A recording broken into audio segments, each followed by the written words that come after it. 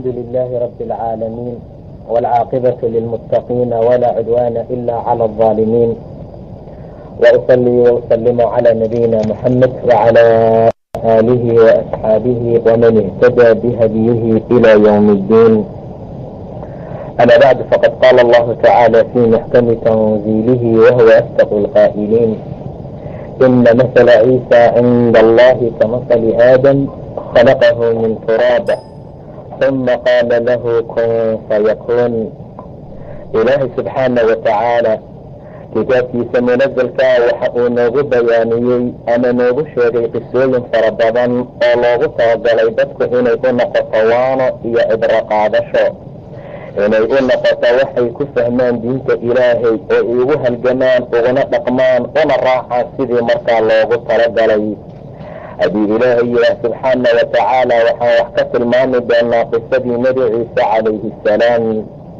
nebi ciise qisadiisa waxay ka mid tahay qisooyinka ugu cajaa'ibta badan ee rabbi noo sheegay subxaana watacaala. ilaahay wuxuu yihi ina masala ciisa, nebi ciise masal iyo tusaale ahaantiisa marka alla agtiisa laga fiiriyo waa aadam masalkeeda oo kale, waayo ilaahay aadam waxa uu ka abuuray turaabta iyo ciidda, uma qaala lahu kun fayakuun.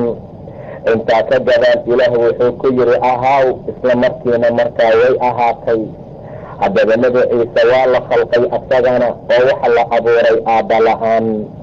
nebi aadam waa la khalqo ilaahay ciidda ayuu ka abuuray subxaana watacaala oo hooyo iyo aababa malaha. intaa waxay tilmaamayaan ilaahay awoodiisa, intaa waxay tilmaamayaan ilaahay qudrada iyo awoodda marka uu leeyahay oo loogu talagalay dadku inay aad iyo aad uga caqli qaataan. nebiyaashii lasoo diray waxaa loo soo diray dadku inay hanuunka iyo hidaayada gaarsiiyaan, inay xumaantii waxyaabaha baatilka uga digaan, inay dariiqa mustaqiimka tusaaleeyaan iyo arrimooyin badan oo noocaas oo kale ah. haddaba nebi ciise qisadiisa waa qiso aad iyo aad u cajaa'ib badan. nebi ciise waxa uu ka mid yahay rusushii ilaahay doortay ulilcasmiga lagu magacaabo. wuxuu ka mid yahay rusushii ugu dhibka badnayd oo mashaakilka iyo dhibka badan lasoo gaarsiiyey oo laysugu talagalay xataa in la dilo. intaana waa ilaahay dartii subxaana watacaala. haddaba waxaa la yihi ilaah subxaana watacaala asagoo anaanayo ehelkooda ayuu yihi ina allaha astafaa aadama wa nuuxan. ilaahay wuxuu doortay aadam iyo nuux iyo wa aala ibraahim aalkooda iyo wa aala cimraan ahalkoodaba cala alcaalamiin. caalamiinta dushooda ayuu ka doortay ilaah subxaana watacaala. ilaahay aadam ayuu doortay iyo nuux iyo aala ibraahim. cimraan aalkiisana ilaahay wuu doortay subxaana watacaala, waa nebi ciise hooyadiis aabbaheeda. ahalkoodana ilaahay waa doorto caalamkii markaa jiray ayaa laga doortay, waana duriyo iyo caruur qaarkooda qaarka kale ka ahaaday. ilaahayna wuxuu ahaaday alla samiic oo caliim ah, alla wax walba maqlo oo cilmi badan. id qaalat imra'atu cimraan naagtiisa ayaa tiri rabbi inii nadartu laka maa fii batnii muxarara.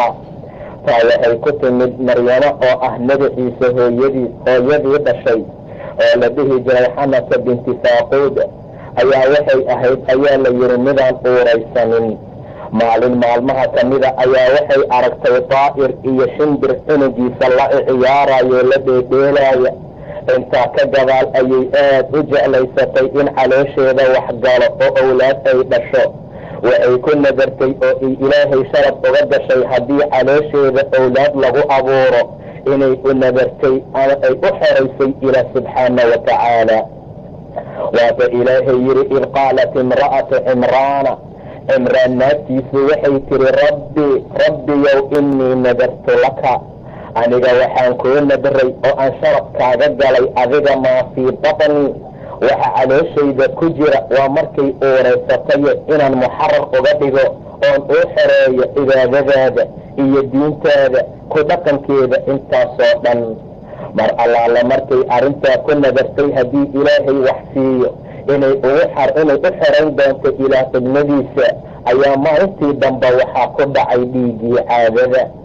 mar allaala markii fawr iyo degdeg ahaantiiba uu ugu dhacay ay ka daahir noqotay ayaa ninkeedii jimaacay. isla markii way uuraysatay. uurkii ay qaaday ayay ku tiri, ilaahayow waxaan kuu nadray waxa calooshayda ku jira inaan adi markaa kuu xereeyo. shaqo u dirsan maayo, adeeg uu ii qabanayo malaha. adiga ayaan kuu xereeyey beydkaada inuu ka shaqeeyo, inuu baytalmaqdis ka khadimeeyo, inuu ka noqdo mid ka shaqeeyo beydka oo mar walba adiga cibaadadaada u go-an. kaa ayaan allow u nadray inaan ka dhigo waxa calooshayda ahaadee, fataqabbal minii, ilaahayow iga aqbal, innaka anta asamiic alcaliim. adigu waxaad tahay alla samiicahoo maqal badan. ducooyinka iyo hadalada lagu hadlariyo iyo haddii la muujiyo intoo dhanba mid maqla ayaa tahay, oo haddana cilmi badan. mid cilmi badan ayaa tahayo ilaahayow iga aqbal ayay tiri. hooyada qiimaha iyo wanaagga leh waa uuraysatay, uurkeediina ilaahay ayay u xeraysay subxaana wa tacaala. haddaba mar allaala markii ay dhashay, sida ilaahay tilmaamay, falamaa wadactahaa, mar allaala mar wixii caloosheeda ku jiray ayay gabar noqotay. gabar ayay noqotay, waxay isdhehaysay wiil ayaad dhali doontaa. ilan wiilka iyo gabadha isku mid ma ahan jaanibka cibaadada. haddii la yidhaahdo beydka ha laga xukmeeyo oo ha laga shaqeeyo oo imaam ha laga noqdo, ragga ayaa ku fiicnaa. ilaan caado iyo waxyaabo kale uma yimaadaan. mar walba heegan ayuu u ahaadaa. mar allaala markay dhashay ayaa waxay tiri, rabbi innii wadactuhaa unfaa, ilaahayow dhadig ama gabar ayaan dhalay. waxay dhumalaysay inay dhalayso wiil, waayo wiilku mar allaala marka loo adeegsiiyo oo la raacsiiyo cibaadada sidii loogu talagalay ayuu ula imaan karaa. ilaahayow gabar ayaan dhalay tiri, wallaahu aclamu bimaa wadacat, ilaahayna wuxuu ku cilmi badnaa wixii ay dhashay. walaysa dakaru kalunfaa, sida ayuu tilmaamay ilaah subxaana wa tacaala. haddaba naag ayay dhashay ama gabar, wa innii samaytuhaa maryama, anigu waxaan ugu magac daray ayay tiri gabadhaa maryama, wa innii uciiduhaa bika, allow adiga ayaan ku magangeliyey ayada iyo waduriyatahaa, ilmaha ay dhali doontaba, min ashaytaani arajiim, shaydaanka rajiimkee la durjiyey ee naxariista laga dhaqaajiyey ayaan allow kaa magangeliyey. gabadhaan yar ee aan dhalay oo aan maryamo ugu magac daray, ayada iyo waxa ay dhali doontaba. canug walba oo la dhalo ayuu yidhi nebiga, shaydaanka ayaa kelida ka riixa oo farta uga dura. waayo canug walba oo soo baxa asagoo qaylinaya ayuu dhashaa, ilaa maryamo iyo ciise maahane. ma maqlin miya maryamo inay tiri, innii uciiduhaa bika, ilaahayo waxaan kaa magan geliyey gabadha iyo awlaadda ay dhali doontaba, min ashaytaani arajiim, shaydaanka rajiimka ayaan ilaahayow kaa magan geliyey. ilaahayow gabadhayda ii xifdi oo ii ilaali, awlaadeedana ilaahayow shaydaanka ka kori. sidaa ayay tiri maryamo hooyadeed. haddaba maryamo mar allaala markii la dhalay oo sidaa loo dhalay oo hooyadeed ay sidaa alla ula hadashay subxaana wa tacaala, ayna ka magan gelisay shaydaanka, ayada iyo awlaadda ay dhali doontaba, ilaahay ayaa ka aqbalay subxaana wa tacaala. fataqabbalahaa rabbuhaa biqabuulin xasanin, ilaahay ayaa ka aqbalay aqbalitaan wanaagsan. gabadhiina waa la barbaariyey oo waxay ku kortay nabaad iyo barbaarin iyo dhalin wanaagsan. hooyo way soo qaaday maryamo markay dhashay, qarqi iyo maro ayay ku soo duuduubtay. waxay u keentay aqayaartiisa dhisay beydka. waxay tiri, horay ayaan u nadray awlaadda aan dhali doono inaan ilaahay u hideeyo. nadar iyo sharaf ayaan u galay inaan u xereeyo beydka. meesha ayay dhex dhigtay dadkii markaa meesha joogay.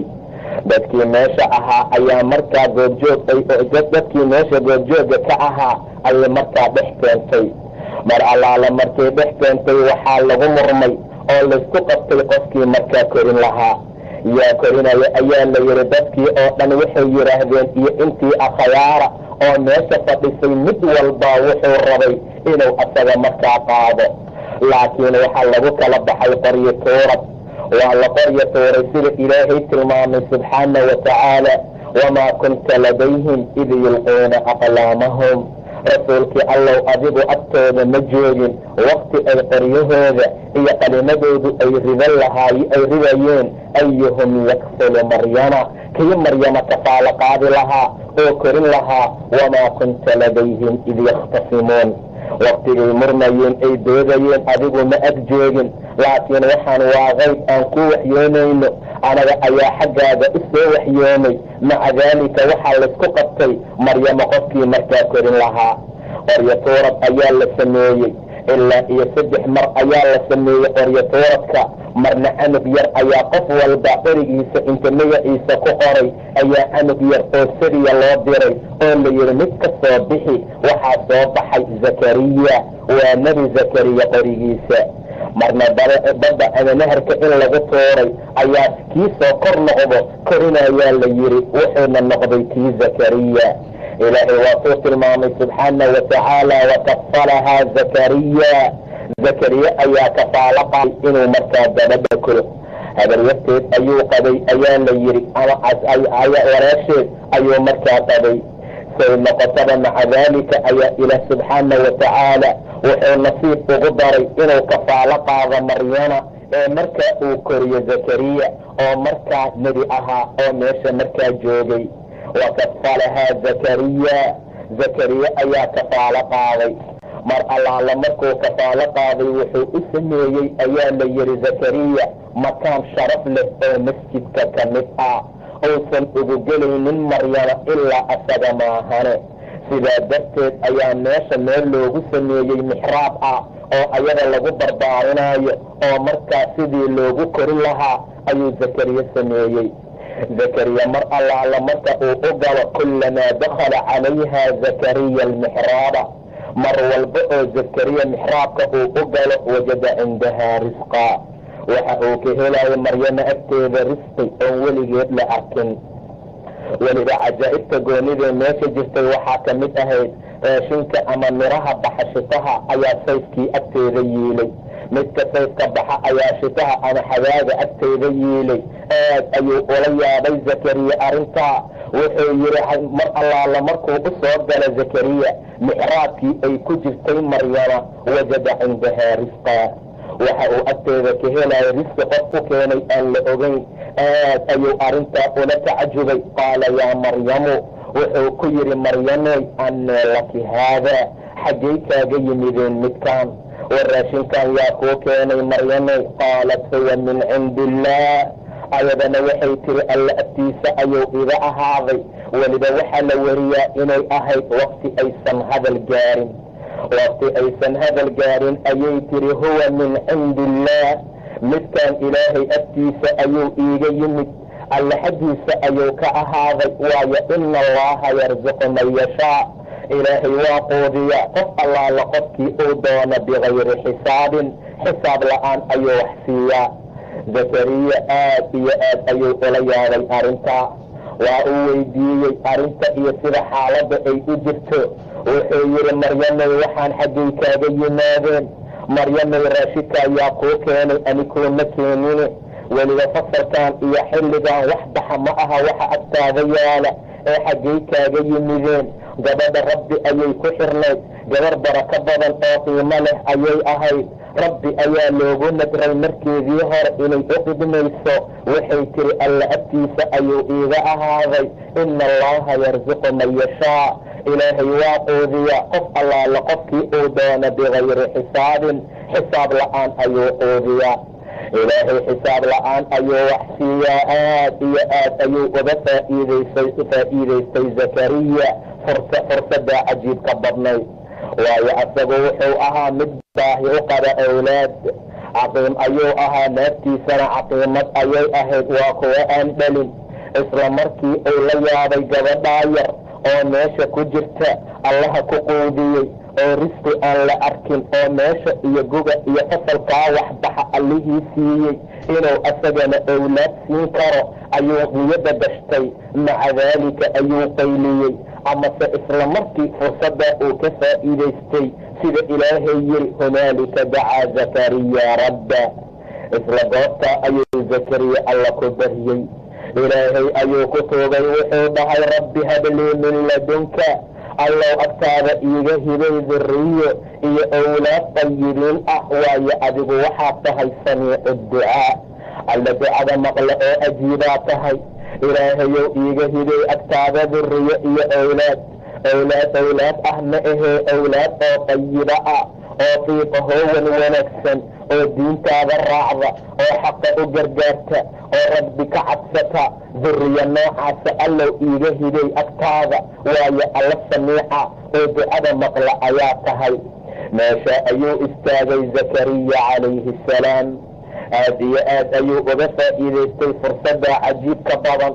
gabadhaa yar ee ilaahay quudiyey mar allaala markuu arkay ayuu ogaaday in ilaah wax kasta awoodi karo. asagoo hore u ogaa ayuu haddana wuxuu si fiican u sii ogaaday maalinta. haddana rabbi ayuu baryey subxaana wa tacaala. rabbi asagoo tilmaamaya wuxuu yidhi dikru raxmati rabbika cabdahu zakariya, middaa waa xuskii raxmadda rabbiga addoonkiisa zakariya uu u naxariistay. zakariya owlaad ma lahayn, id naadaa rabbahu, rabbigii ayuu u qayliyey, gacmaha ayuu taagtay nidaa'an khafiya, tuugmo qarsoodi ah ayuu rabbi baryey subxaana wa tacaala. waqti habeen saqda dhexa ah oo qofna aysan u jeedin, baryaha iyo ajiibidda iyo waafaqitaanku ay ku toosan tahay ayuu rabbigii u naadiyey nidaa'an khafiya. muxuu dhahay rabbi inii wahana alcadmu minii, ilaahayow laf ayaa xaggayda dabacday, washtacala ara'su shayba, madaxaygii waa shidmay, ana waa ololay cero darteed, walam akun biducaa'ika rabbi shaqiya. ilaahayow baryaha iyo tuugmaha aan ku tuugaayo ama aan ku tuugi jiray weligay kuma dhulbarsanin mid waayo oo ku nasiib darooba ma ahaan jirin. alla waa cabsanaa oo waxaan ka cabsanaya kuwaan ilmo adeeraday ah ama xigtadaydoo gadaashayda ah inay diinka halleeyaan markaan dhinto. wa kaanat imra'atii caatira, habeentayda iyo naagtaydii islaantayda waa caatiro, waa mid aan dhalin, ee fahabli min ladunka waliya, allow agtaada weli iiga hibey, weliga oo yarisanii wa yarisa min aali yacquuba, ani idhaxla yacquub aalkiisana dhaxla, wajcalhu rabbi radiya. ilaahayow anug raali laga yahay oo adiga aad raali ka tahay iiga dhig. sidaa ayuu yidhi zakariya mar allaala markuu arkay maryana xaaladda ay ku jirto iyo barwaaqada iyo sida rabbigeed u quudinayo subxaana wa tacaala. sidaa ayuu ilaahay u tuugay subxaana wa tacaala. waa loo soo naadiyey, yaa zakariya inaa nubashiruka bigulaam, zakariya waxaan kuugu bishaaraynaynaa gulaam ismuhu yaxya, magaciisa yaxye la yidhaahda ayuu dhahay ilaahay, oo lam yajcal lahu ama lam najcal lahu min qabli samiya, hadda ka hor aan magacaas hore usbixinin ama sani aanan u yeelin ayaan kuu hibaynay ayuu dhahay ilaah subxaana wa tacaala. zakariya waa kuu hibaynay bacdamaadna tuugtay, owlaad aad naga bariday, ujeeddadaada aysan ahayn wax kale ay tahay diinkaas sidii loo wadi lahaa, ama diinkaas sidii loogu halgami lahaa, ama sidii dadka loo gaarsiin lahaa markaad dhimata ka gadaal. ilaahay waa tuu tilmaamay rabbi hablii min ladunka duriyatan tayiba inaka samiicu ducaa. isla markii asagoo taagan ayaa malaa'igta u soo naadisay, fanaadathu lmalaa'ika, malaa'igtaa u soo dhawaaqday, wahuwa qaa'imun yusallii fi lmixraab, asagoo taagan oo mixraabka ku tukanaya. waxay dhahday alla wuxuu kugu bishaaraynayaa yaxya, asagoo ah mid kelimada rumaynaya, alla xaggiisa ka timid, sayid ah, xasuur ah, neri ah, oo saalixiinta markaa ka mid ah. saalixiinta ayuu ka mid yahay zakariya. aad ayuu arrintaa haddana wax kale u arkay, wuxuu la tacajubay oo la yaabay sida uu u dhali doono, waayo asagu waa gaboobo waa duqoobay, naagtiisa saas oo kale. haddana waxaa la yidhi canug ayaad dhali doontaa. qaala rabbi annaa yakuunu lii gulaam, ilaahayow sidee gulaam iigu ahaana ayuu yidhi, wakaanat imra'atii caaqira, naagtayda waa caaqiro, waa madhasho, waqad balagtu min alkibari cutiya, anigana xagga weynaanta citi iyo gabow iyo da ayaan ka gaarin. rabbow see u dhalaa, manala yaryaraynaa, ma si kalaa naloo siinaa, aniga asagoo socdamoo iska imaana, ilaahayo see u dhalaa ayuu yidhi. ilaah wuxuu ugu jawaabay kadaalika, amarku waa sidaa. rabbigaa wuxuu yidhi huwa calaya hayinin, arrintaa way ii jilicsan tahay. waqad khalaqtuka min qablu, zakariyow adiga ayaan horay kuu abuuray, walam taku shay-an, adoon waxba ahayn ayaan ku abuuray buu dhahay ilaah subxaana wa tacaala. adeen jirinaan ku qalqoo laga gabowday dhexdooda inaan awlaad ka keeno, dushayda way ku sahlan tahay, wax igu culus ama igu adag ma aha. zakariya way fiicneed inuu iska aamuso, laakiin wuxuu yidhi rabbi jacal lii aaya, ilaahayow calaamad ii sameey aan ku garto aniga in uurkiisa la qaaday ama dhalmadiisa. rabbiyow calaamad iyo aayad ii yeel. ilaahayna wuxuu yidhi aayatuka anlaa tukallima annaasa, calaamada aad ku fahmayso waa inaadan dadka la hadlin halaatha layaalin, 3 habeen adigoo sawi ah oo siman oo eg oo markaa caafimaad qaba. ilaahay aayad kale wuxuu ku tilmaamay mar allaale markuu yidhi ilaahayow see u dhalaa, anigoo gabow gaaray wamra'atii caaqiran, naastaydana ay caaqiro tahay. qaala kadalika allahu yafcalu maa yashaa. ilaahay wuxuu yidhi sidaa waayo xaaladda. ilaahayna wax allaala wixii uu doono ayuu sameeyaa. ka gadaan wuxuu dhahay ilaahayow aayad itusi, aayadaadu waxay tahay ayaa la yidhi allaa tukallima annaasa, inaadan dadka la hadlin 3 ayaamin, 3 maalmood, ilaa ramzan, farfiiq iyo ishaaro maahane, farfiiq iyo tilmaan iyo ishaaro maahane, inaadan si kale markaa kula hadlin ayuu yidhi ilaah subxaana wa tacaala. wadkur rabba kasiiran wasabbix bilcashiyi waalibkaar, rabbigaa xus wax badan, subax iyo galabna tasbiixso. hadalka ka go-ayo zakariya ma ahan hadalka dikriga alla ah iyo midka tasbiixda ah iyo midka rabbi, laakiin hadalka uu dadka la hadlaayo kaa ayaa ka go-ayay keliya. waayo isla markii calaamaduu isku arkay, fakharaja calaa qawmihi min almixraab faawxaa ilayhim an sabbixuu bukratan wacashiya. sida ayuu markaa u waxyooday, uu tilmaamay, uu ishaaray inay nasahaan subax iyo galabba, inay tasbiixsadaan. asaga dhanka mixraabka ayuu aaday, calaamadihii ayuu isku arkay.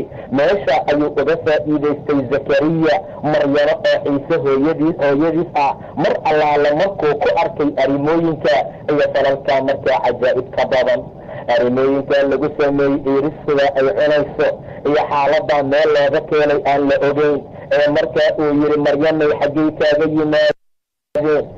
waxay tiri alla agtiideen, ilaahayna waa arsuqaa qofkuu doono, xisaab la-aan ayuu quudiyaa. zakariya ayaa sidaa uga faa'iidaystay xaaladda.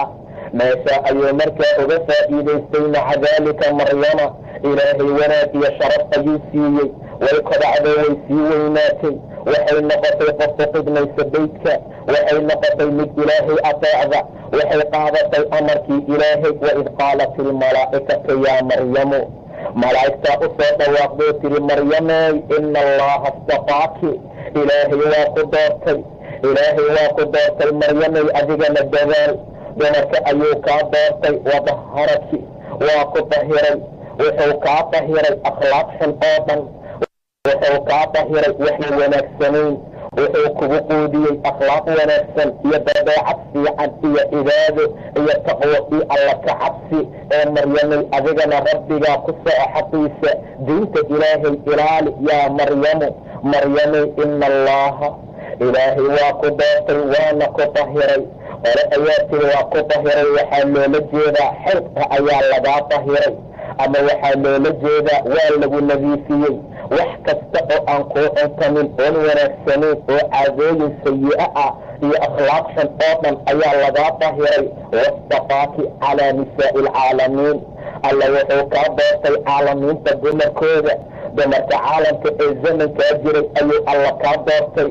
yaa maryamu unutii, maryamay ateec lirabbiki, rabbigaa ateec, amarkiisa raac oo ku soco. ilaahay wuu ku wanaajiyey, waana ku wanaajin doonaa. sharaf iyo qiimo ayuu kuu yeeli doonaa. nebi ciise ayaad dhali doontaa. maryamay ateec rabbigaa. yaa maryamu unutii, waxaad adeecdaa lirabbiki rabbiga oo wasjudii sujuud oo warkacii rukuuc maca araakiciina kuwa rukuucaya micigooda la rukuuc ayuu yidhi ilaah subxaana wa tacaala. maryama sidaa ayaa loo hagay, amarkaa ayaa la siiyey, sidii ayay ku soo socotay, xaqa alle ayay fulinaysay, daacada alle ayay ku socotay, dardaarankii lala dardaarmay dhinacna ugama leexanin. ilaahay ayaa doortay oo wanaag siiyey subxaana wa tacaala. dumarka waxaa u khayr badan jannada gudaheedana sayidaad u ah waa khadiijata binti khuwayd, faadima binti muxamed, maryama binti cimraan iyo aasiya binti nazaaxin oo fircoon naagtiisa markaa ah. sidaa darteed waxay ka mid yihiin dumarkii ilaahay doortay oo wanaagga iyo sharafta iyo qiimaha la siiyey. dumarka maanta jooga waxaa loogu talagalay inay ku daydaan, waxaa loogu talagalay dhaqanka wanaagsan ay ku dhaqmi jireen naagaha wanaagsan uga daydaan, inay iska dhaafaan waxyaabaha ay ku socdaan maanta, diinka leexashada, xumaan raadiska, xaqa oo laga tallaabsado, kitaabka alle oo lagu dadaalin, xijaabka oo laga tago, diinta ilaahay oo aan xoog loo dhaqangelinin. arrimooyinkaasoo dhan iyo waxyaabo badan oo noocaas oo kale ah oo dumarka maanta ay ku sifoodeen. ha ku sifoodina cadaabka sayi-aadkee xunxunka ah, ficilada iyo dariiqa shaydaanka ku daysada oo raaca dumarka alla ammaanaayo, wanaagga iyo sharafta lagu tilmaamaayo oo rabbi uu la dardaarmayo subxaana wa tacaala. dardaaranka lagula dardaarmayo ku socda. waad u jeedaan ilaah inuu leeyahay yaa maryamu ina allaha astafaaki, maryamoy alla waa ku doortay. war doorashada la doortay ma aha inay qolo maamusho, ma ahan inay qabiil habto, ma aha habeenkii inay u noqoto madax iyo waxyaabo kale. ilaahay doorashada uu dooranayo waa doorasho diin alla loo batay, daacada alla fulinteeda iyo xaqa ku socoshadiisa. maanta waan dooranaa dumarkeena, waxaanana u dooranaa inay hogaamiyaan xumaanta, heesaha ay horseed u noqdaan, buraaburada ay ayagu u horeeyaan, meelaha fisqiga ayaga lagu furo, meel walba oo xumaato jooga ayaga lagu dacaayadeeyo, meel walba iyo wax walba oo la samaynayo oo la rabo in la suuq geliyo ayaga lagu sawiro. xaaladaa ayaa maanta ah doorashada la doortay maryama. sidaa ma aha walaalayaal, idinkuna dadaala kuna dhaqma waxay ku socon jirtay maryama, wanaaga alla uu siiyey subxaana wa tacaala. idan maqal cajiib badan ayuu ilaahay ka dhigay subxaana wa tacaala. wamaryama bnata cimraan alatii axsanat farjaha fanafaqnaa fiihi min ruuxina, sida ilaahay tilmaamayo subxaana wa tacaala.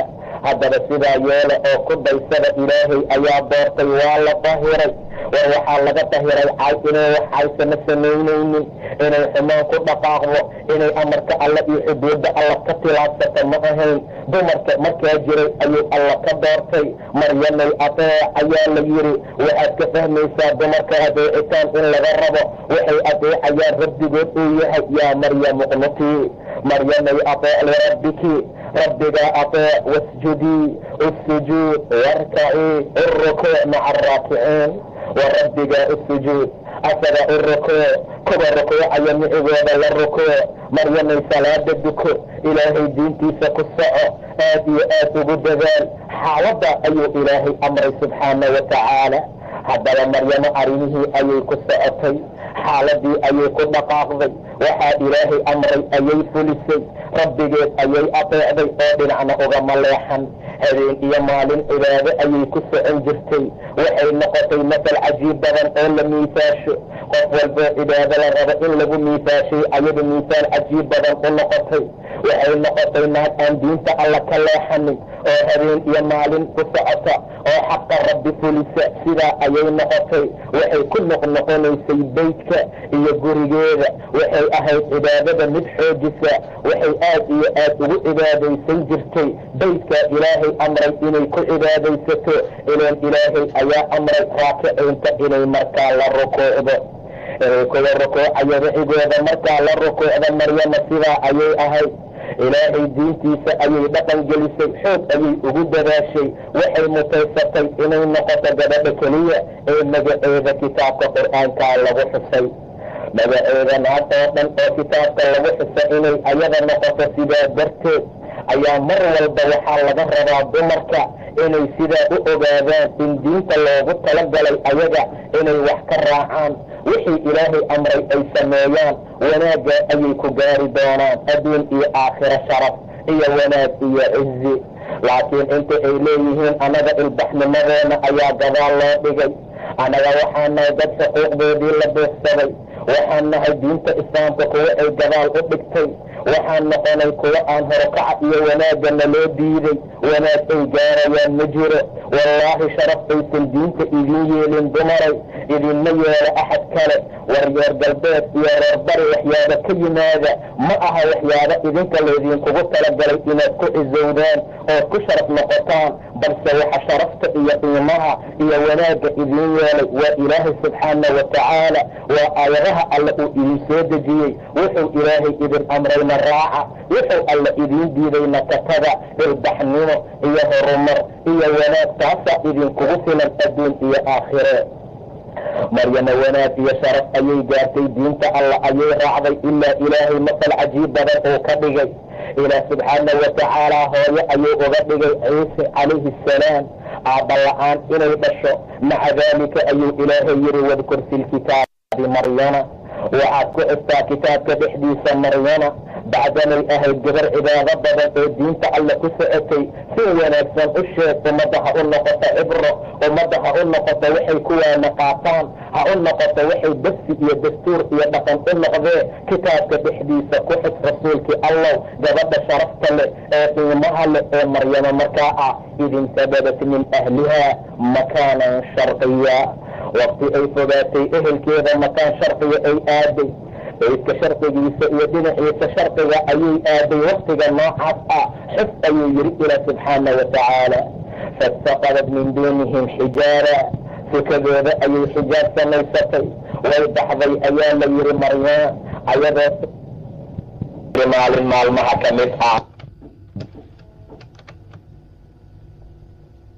maalmaha ka mid ah sharqiga ayay soo aaday. mar allaala markay xijaab ka yeelatay qoonkeeda ayaa dhinacaa waxaa uga soo baxay wiil qurux badan oo aad iyo aad quruxdiisa iyo wanaagiisa lala yaabo, shaab ah oo dhalinyaro ah. mar allaala markuu u yimid meesha ayay aad uga cabsatay.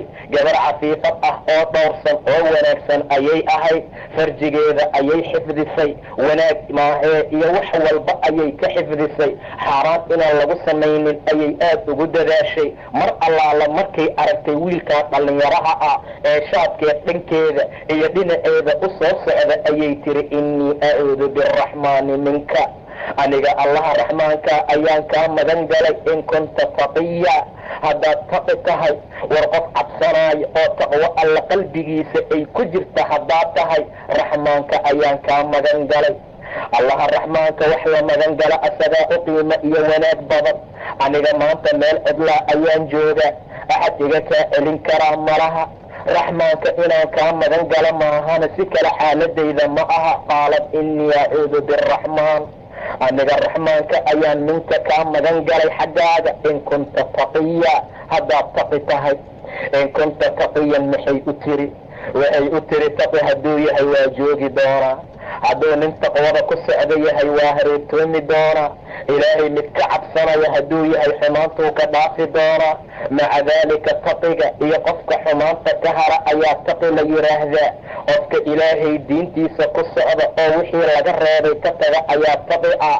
maca daalika qowlka tilmaamay waxaa reer bani israa'iil ka mid ahaa rajul faasiq ah oo aad iyo aad u xun oo shar badan oo taqi la yidhaahdo.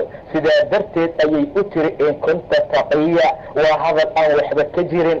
taqi waxay ula jeedaa haddaad taqi tahay qof dhowrsan oo rabbigii ka cabsanaya oo taqwii alla ka cabsi ay celinayso, xuduud alla ku ceshoomaya haddaad tahay, allaha raxmaankaa kaa magan galay, raxmaankaan kaa cuskaday, raxmaanka gadaashiisaan kaa maray.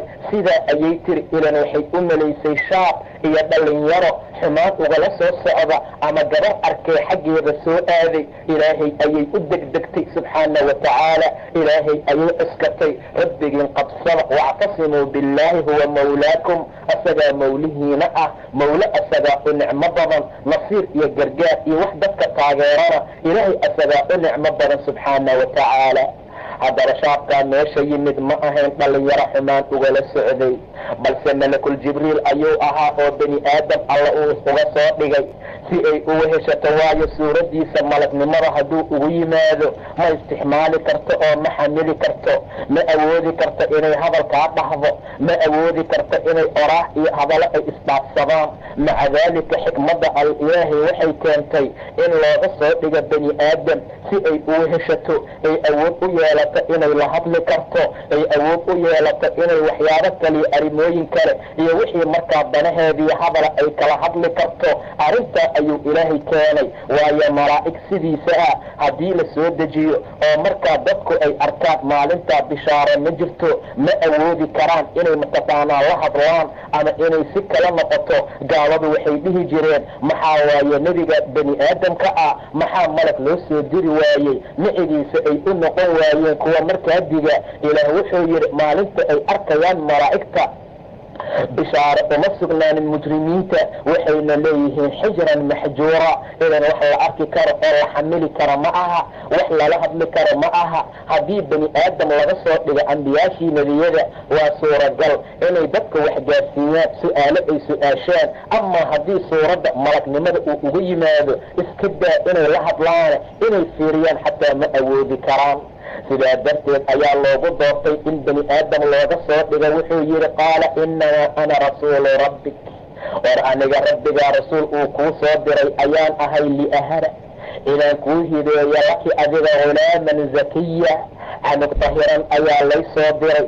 hayga cabsanin xumaan kulama socdee, hayga cabsanin anigu qof ciyaal suuq ah ama ku socda xumaan adiga xaggaagaa ma ihi. inamaa ana anigu waxaan ahay rasuulu rabbiki, rabbiga rasuulkiis ayaan ahay, adeega rabbigaa soo diray ayaan ahay. waa lay soo adeejiyey liahara inaan kuu hideeyo adiga hulaam zaki ah oo dahiran. sidaa ayaa markaa layla soo diray. malakul jibriil sidaa ayuu ku yidhi maryama, gabadhii cafiifadda ahayd oo dhowrsaneyd oo farjigeeda xaaraan iska dhaafay xataa inay xalaal lagu isticmaalo ka ilaalisay, ayaa canugaa dahiran loo sakeeyey oo loo hideeyey oo ilaah subxaana watacaala u hideeyey. ilaahay subxaana watacaala canugaa ayaa xag alla looga soo hideeyey maryama. welijeedkeeda ayuu afuufay ilaa farjigeeda uu hoos markaa ugu daadegay. maca daalika ayuu ilaahay asagoo tilmaamaya subxaana watacaala arrintaa wuxuu yidhi waqti ayaad xustaa malaa'igtu ay ku tiri yaa maryamu, maryamay ina allaha yubashiruki, ilaahay wuxuu kuu bishaaraynayaa kelimad asaga xaggiisa ka ahaatoo magaciisa masiixa, waana ciise bnu maryama kii barakaysnaa oo ciise ahaa, waana maryamo canugeeda wajiihan fi dunyaa, asagoo wajiih ah mid jaah iyo sharaf ku leh adduunkii aakhiro. wa min almuqarabiin, kuwa muqarabiintee la soo dhoweeyana markaa ka mid ah ayuu yidhi ilaah subxaana watacaala. canug noocaasa ayaa markaa lagu hideeyey oo ilaahay kugu bishaaraynaa subxaana watacaala. mar allaala markuu afuufo hoos uga sii daadegay oo ay dareentay arrimooyinka iyo sida xaaladdu ay tahay, jibriilna uu yidhi waxaa lay soo diray inaan kuu hideeyo hulaam zaki ah oo dahiran. maryama way la yaabtay xaaladda, aad iyo aad ayay uga cabsatay. waxayna tiri annaa yakuunu lii hulaam, sidee ani hulaam iigu ahaanaa walam yamsasanii basharun, asagoo wax bashara itaabtay uusan jirin. walam aku bagiya, gabdhaha baqiga ah ee faajiriinta ah ee banaanka wareegana aan ahayn. see u dhalaa ayay tiri aniga, see u dhalaa ayay tiri oo hulaamkaa iigu ahaanaa aniga bashar ima taabanine. walam yamsasnii, lamsidan waxay ula jeedaa iyo taabashadan waa jinaac. wax bashar ah oo bani aadama oo raga oo aan isu tagnay ma jiro, wax mucaamalaadna dhex maray malahee sidee ani u dhalaa. walam yamsasnii basharun, asagoon bashar iyo wax bani aadama itaabanin. taabashada caadiga laguma dhalo, laakiin taabashada jinaacay ula jeedaa. walam aku bagiya, bagiyadna aan ahayn. naagaha xumaanta sameeya oo wareega oo waxyaabaha laga fiican yahay falalkooda ku sameeyana aan ahayn. see u dhalaa ayay tiri maryamo ayadoo aad ula yaaban. sidoo kale ayay aayad kale ilaah ku tilmaamay inay tiri rabbi annaa yakuunu lii walad, ilaahayo sidee ani walad iigu ahaanaa. walam yamsasnii basharun, asagoo wax bashara itaabanin. ilaah wuxuu yihi qaala kadalika allaahu yakhluqu maa yashaa. ilaahay waa sidaa oo wax allaala wuxuu doono ayuu qalqaa. idaa qadaa amran, markuu amar xugminayo fa inamaa yaquulu lahu kun fayakuun. amarkii wuxuu dhahayaa ahaw, isla markiina markaa waa ahaana. gabadhii aad ayay ula yaabtay xaaladaa. war ani layma guursanin ayay tiri. wax nina oo isoo maray guurkiisa ma jiri. guur xalaala ma isoo marin. xataa baqiyad iyo naagaha xidxunkaa markaa ma ahayn. wiilyaho waxa aad sheegaysa maxay tahay? see ani markaa u dhalaa? qaala kadaliki qaala rabbuki huwa calaya hayinan. xaaladu waa sidaa ayaa layidhi. rabbigaana wuxuu dhahay arrintaa way igu fududahay oo dushayda waxay ku tahay mid ku jilcan. walinajcalahu aayatan linnaas. aayad ayaan rabnaa inaan dadka iyo naxariisba uga dhigno. arrintaa waa amar la xugmiyey. arrintaa waa arrin la gooyey. arrintaa waa arrin soconaysa, meel looga leexanayo aysan jirin. wakaana amran maqdiya. amarka maqdi waayo buu yihi ilaah subxaana watacaala. sidaa darteed maryamay arrintaa meel looga fakanayo ma jiro. xaaladda sidaa ayay noqonaysaa. intaa markay isweydaarsadeen faxamalathu, isla markii way uur qaado, way uureysatay maryama uur ayay qaaday. fantabadat bihi, uurkii ayay haddana lasii fogaato makaan shishe ayay sii aaday. idan gabadhu shiiqad wanaagsan ayay ahayd. gabar ahlu diina ayay ahayd oo xumaan iyo waxyaabo kale aan lagu ogeyn. guur laguma oga oo gabar yar ayay ahayd oon weli la guursanin. maca daalika waa dhibaato inay haddana uur keento. wax laga shakiya ayay noqonaysaa. gabadhii xijaabneyd oo masjidka aadi jirtay, oo kitaabka akrisan jirtay, oo diinta alla ku socotay, oo cafiifada ahayd, oo haddana aan la guursan oo uur qaaday. dadkoo dhan waxay aaminsanaanayaan ama ay u ictiqaadinayaan uurkaa inuu yahay uur waaduzine ah oo aabbihiis aan la aqoonin, oo maca daalika meel ay ka keentay aan la ogeyn. laakiin xikmadda alla waxay keentay inay uuraysato. way uur qaaday, waxay cabsatay. gadaal waa u soo noqon weysay. reerkii ayay u soo noqon weysay. waa iska sii dhaqaaqdo makaan shishe oo fog ayay markaa aaday. way baxdo gadaal ayay iska sii aaday. maxay samaysaa? waa murugyo. waa shay laga tiiraayo oo dhibaato iyo murugyo dadku ku asiibta. maca daalika dadku waxay ictiqaadinayaan ama ay rumaysanayaan waxay ku socotayba inay been yihiin. cibaadada iyo waxyaabaha ay sheeganaysay inay waxba ka jirin. dharkaa waaweyn ay qaadanaysay inaysan waxba ka jirin. baydka ay ku noqnoqonaysay ama masjidka inaysan waxba ka jirin. sidaa ayay dadka aaminsanaanayaan. ayaduna waa gabar yar, isla markii waa dhaqaaqday. horay ayay usii socotay. laakiin xikmadda alla waxay keentay isla markii inay foosho qabato. haddaba uurqaadkeeda iyo foosho inta u dhaxaysay ilaahay ayaa yaqaana subxaana watacaala. 9 bilood ayay waday. qole ayaa yiri 3 maalmood iyo dhowr maalmood dad ayaa sheega. way uur qaaday, isla markiina way dhashayna. qole ayaa yiri rabbi wuxuu noo tilmaamay faxamalatu fantabadat bihi makaanan qasiya faajaaha almakhaat. isla markii jidci nakla, nafiisha jidcigeeda inay aado. ilaan maryamo fooshii ayaa qabatay. isla markii fooshu markay qabatay, fooshu aad iyo aad ayay xanuun iyo dhibaato u leedahay. kurba iyo xanuun iyo mashaakil aad iyo aad u adag ayay leedahay. foosha xanuunkeeda waxay u dhibaato gelisay si ay u qabsato jidciga. nafiisha iyo timirta qorigeeda iyo geedkeeda meesha ayay tagtay. markaasay tiri yaa laytanii, shalaytadaydiyey midtu qabla haadaa, midkaan hortiis iska dhintee. anoo dhintaa ii fiicno fooshaan horteeda. wa kuntu nasyan mansiya, inaan iska ahaado wax la halmaamay, wax aan la soo qaadayn, wax aan la magac qabanayn, oo lasoo magacdhabayn inaan ahaado.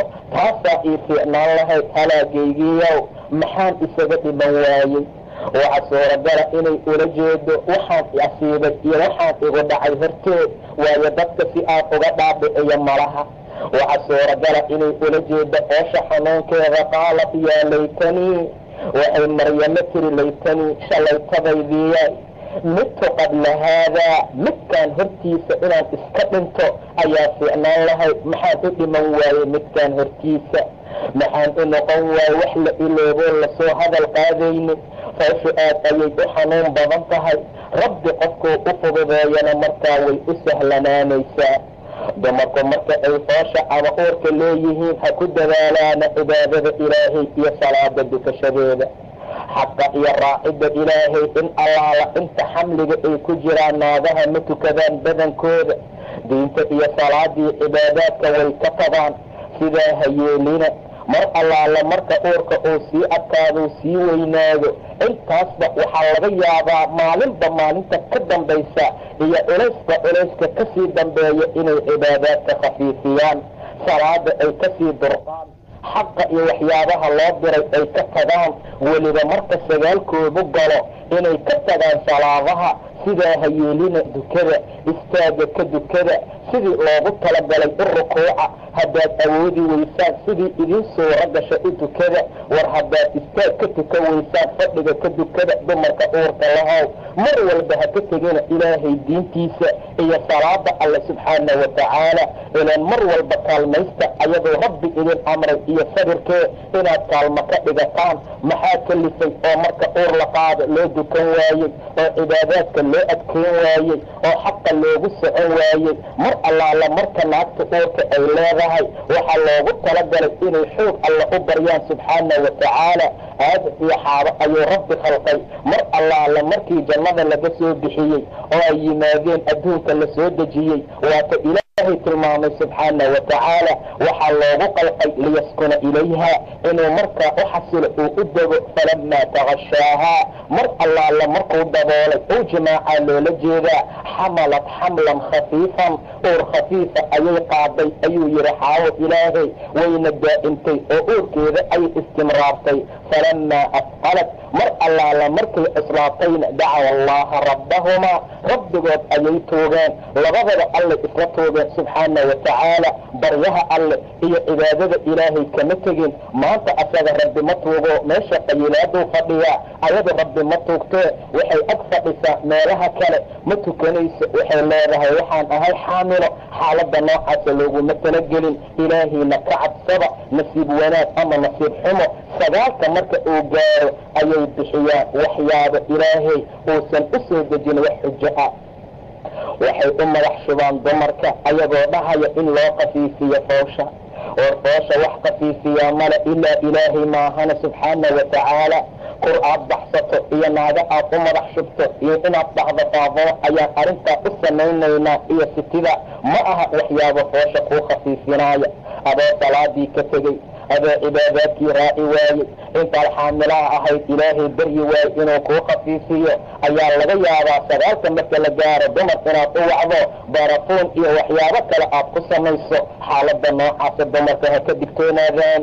ilaahay ha ka cabsadaana subxaana wa tacaala. meel cidlaa ayay ku dhashay maryana. naaga looma madax shubin, kur looma bixin. allah u safiri doonee fiiri dhalmadeeda iyo sida markaa ilaahay ugu fududeeyey subxaana wa tacaala. hoosha waxay u dhibaato gelisay ilaa juduuci naqal inay geyso ama ay tagto jilidka iyo naqiisha. markaasay tiri yaa laytanii midtu qabla haadaa. maydkaan hortiisa maxaan isaga dhiman waayey? fooshu aaday u kulushahay. hooyooyinku waa ku dhibtoodaan dhalmada. aad iyo aad ayay xanuun iyo dhibaato weyn u leedahay. maca daalika ilaah subxaana wa tacaala waxa uu ku jaasiyey ama uu ku abaalmariyey naag walba oo umul raacda in la gaarsiiyo darajada shahiidnimada. naag ayaa umul raacday waktigii nebiga sala allahu calayhi wasalam. salaadii janaasada ayuu ku tukaday, dhexda ayuuna ka istaagay ayaa la yiri. arrimooyinkaa waxay tilmaamayaan fooshu inay tahay wax aad iyo aad u dhib badan, inay tahay wax xanuun badan. hooyooyinka in aad iyo aad loogu duceeyo, in loo naxariisto oo wanaag la gaarsiiyo. 3 waxyaabood ayuu ilaahay idin karaahiyo idin nacay, ama 3 waxyaabood ayuu idinka xaaraantinimey. waa xuquuqul ummahaat, waa hooyooyinka oo la caasiyo ayuu yihi nebiga. gabdhaha oo nolosha lagu duugo xaq lagugu leeyahay inaad diido iyo waxaadan heli karin inaad hanqal taagto.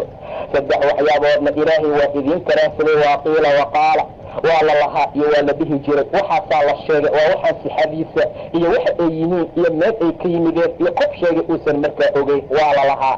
waa la dhihi jiray inta meelaha la fadhiisto dhiman waayo midkaan hortiisa waxay foolanaysaa waa magaciisa. maca daalikay tiri maxaan isaga noqon waayo wax la halmaamay oo aan markaa jirinba. ilaahay qofkii qabsada oo iskada xaaladiisa waa sidaa.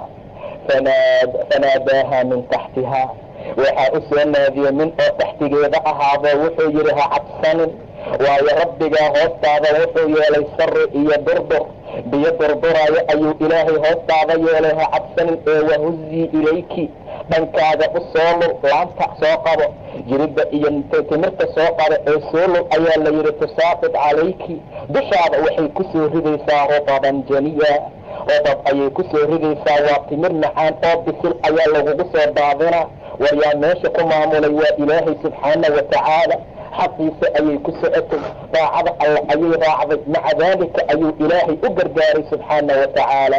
ha cabsanin ayaa la yidhi hoostaada durdur ayuu ilaahay yeelay, biyo durdurayo soconaya hoostaada ku yaala, warjiridda ama laanta timirta soo qaba ee xaggaaga u soo lul, markaad soo lusha waxay kugu soo daadinaysaa rudab iyo timir jinni ah oo bisil oo cusub ayay kugu soo ridaysaa. fakulii washrabii, inay cad timirtaana cad, biyahaasna cad, timirtaa cun biyahaana cad ayuu yidhi, oo waqarri cayna, indhahaagana ku qaboobsoo, canugaaga jilbaha saaro, waxaad ku samaysaa wax lagu indho qaboobsado.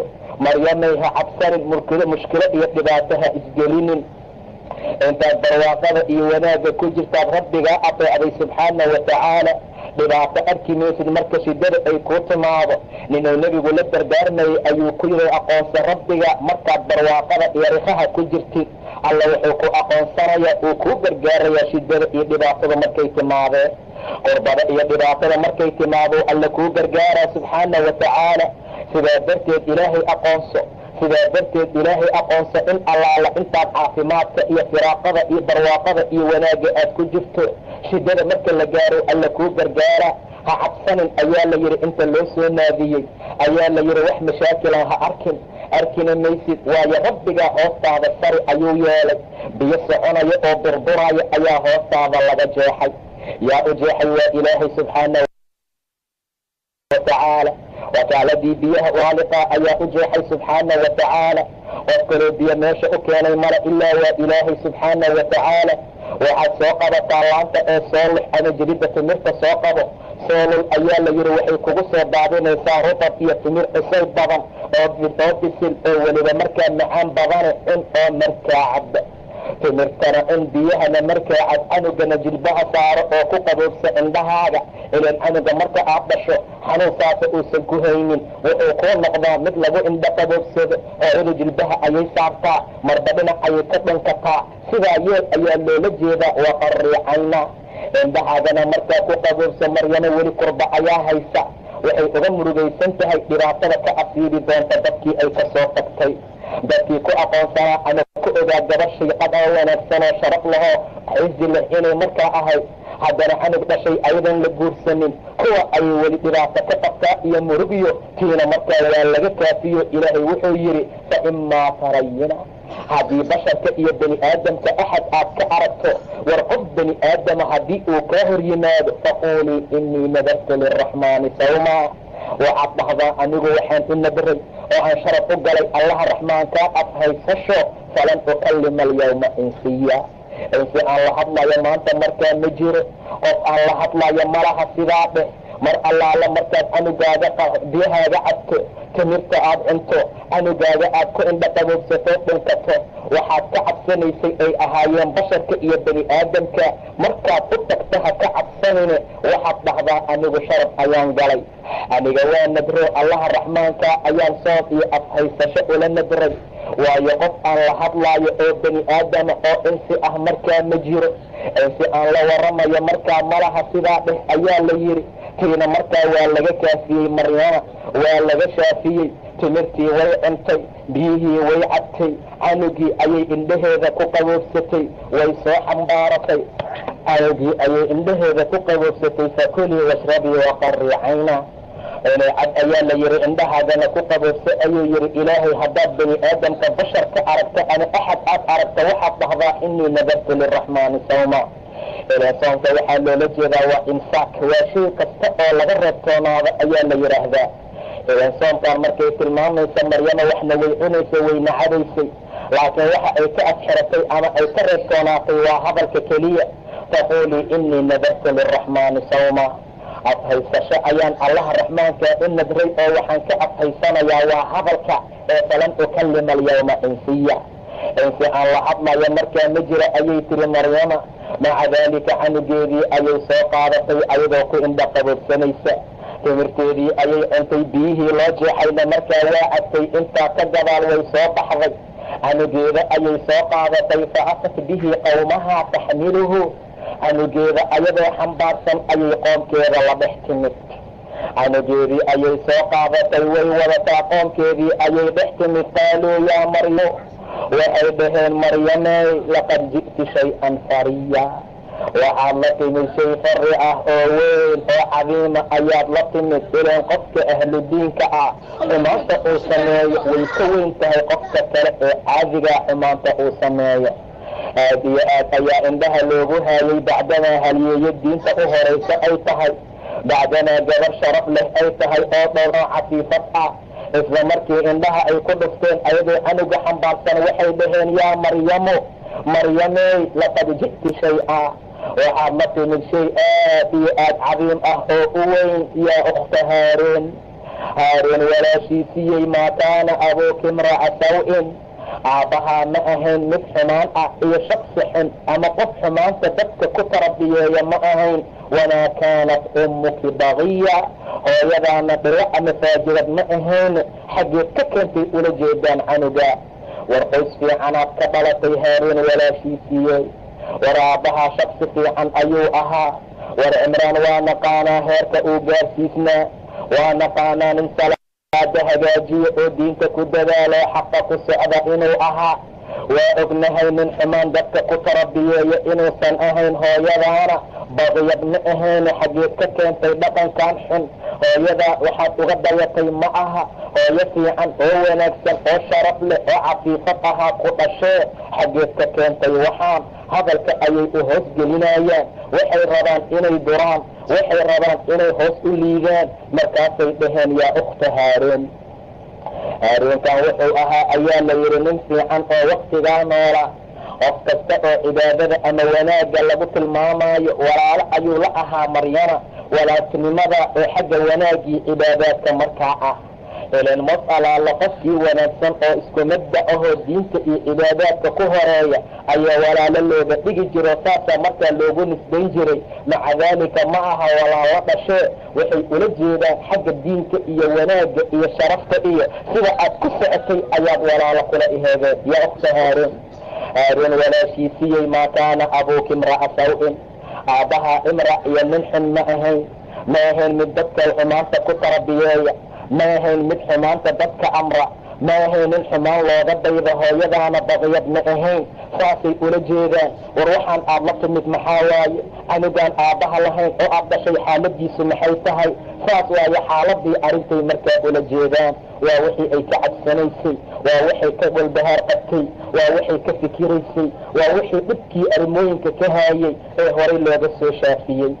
haddaba waxaa la wariyaa oo la tilmaamaa axadka horay ula soo hadlay oo yidhi ha cabsan laftigeeda inuu ciise ahaa, inuu asaga markaa ahaa wax laysku halayn kara ayay wadataa. isla markii ay sidaa dhahday, ay sidaa yidhaahdeen oo arrintaa ay ku dacaayadeeyeen oo arrintaa ay ku sheegeen oo ay dhaheen maxaa waaye waxaan aad keentay, fa ashaarat ilayhi, way ugu farfiiqday, fartay ugu taagtay. waxay ula jeedaa asaga la hadla, aniga idinla hadli maayo, asaga la idinkaga jawaabayo hadalkan canugan yariiska ah oo hadda la dhalay oo jilbaha saaran ayay farta ugu fiiqday. fa ashaarat ilayhi, xaggiisay ugu farfiiqday. way xanaaqeen, qaaluu kayfa nukallimu, seen ula hadlaynaa ayay dhaheen man kaana fi lmahdi sabiya, arug mahdiga ku jira. mahdiga waa dhabta ama jilbaha ama gogasha yaree ilmaha loo sameeyo. mahdiga mid ku jira oo haddana sari ah oo canug yariis ah, seen ula hadlaynaa? maryamey seed nagula hadlaysaa? xaaladaha noocaas ah ayay xaaladda noocaas ah ayay markaa ku tilmaameen. meesha waxaa laga qaadanaa qof kasta oo hadalka iyo caydii aflagaadada kugu badiya hala caysamin ee ka aamus. aamusnaanta ugu kaalmeey, mar walba dulqaado oo adkayso, waayo aamusnaanta haddaad ku badiso qof hadal kugu badiyey, qofka aamusnaashaha ku badiyey intuusan xanaaqin kii hadalka badnaa ayaa xanaaqaaya. waad u jeedaa waxay dhaheen yaa ukhta haaruun maa kaana abuuki imra'a saw, hooyadaasaan ma ahaan jirin, baqiyad ma ahayn. hadallo badan ayay kula hadleen, ayada ma hadlin, canuga keliyii horta ugu fiiqday. way xanaaqeen isla markii, waxay dhaheen kayfa nukallimu man kaana filmahdi sabiya, see ula hadlaynaa mahdi sari ahoo canug yar ah oo dhab ku jira ah, seen ula hadlaynaa ayay markaa dhaheen. saasayna markaa ayagana u xanaaqeen. marka magaciisa qisadiisa waa qiso aad iyo aad u cajaa'ib badan, waa qiso lagu cibro qaato dadka xumaantay uga haraan, wanaagana ay markaa u sameeyaan. haddii ilaah yidhaahda maryamo oo canugeedii la timid oo dadkiina arrintaa ay ku sheegeen ay ugu farfiiqday, ayay qisadii noo joogi doontaa haddii ilaah yidhaahda inta ka hor.